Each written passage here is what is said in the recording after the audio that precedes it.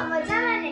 આજે હું તમને શીખવીશ આટલા જેટલા બધા તમને આ સ્પેલિંગ દેખાય છે કેમેરા ઉપર, ફોન ઉપર, સ્ક્રીન ઉપર, કે એનાથી હું આજે જે સ્પેલિંગો બનાવીશ તે તમે જોજો ને તમારા બાળકોને પણ કામ લાગશે ને. જો બાળકો જોતા હોય તો તેમના માટે ખૂબ જ સારું હશે. બરાબર છે? ચાલો શીખીએ. ચાલો, આ છે સ્ટેબલ. તો આ એસ કાઢી નાખીએ છીએ આપણે.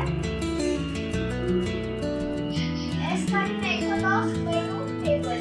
પહેલા હતું સ્ટેબલ તો બન્યું ટેબલ. ટેબલમાંથી ડી કાઢી નાખો. એબલ. બરાબર છે? ચાલો આગળ જઈએ. સ્ટોન. સ્ટોન માંથી આપણે કાઢી નાખવાનું છે એસ અને આવશે ટોન. ટોન માંથી ટી કાઢી નાખીએ તો આવ્યું વન. ધીસ ટી કાઢી નાખીએ તો આવ્યું ધીસ. ધીસ માંથી એચ કાઢી નાખીએ તો આવ્યું ધીસ. હવે આ છે ધેટ. ધેટ તો ટી કાઢી નાખીશું. ટી કાઢી નાખ્યા બાદ આગળ બને છે હેડ.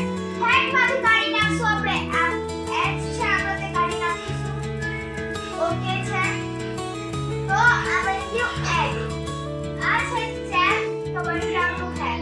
તો સી કાઢી નાખ્યો એટલે આપણું બની ગયું છે હેગ.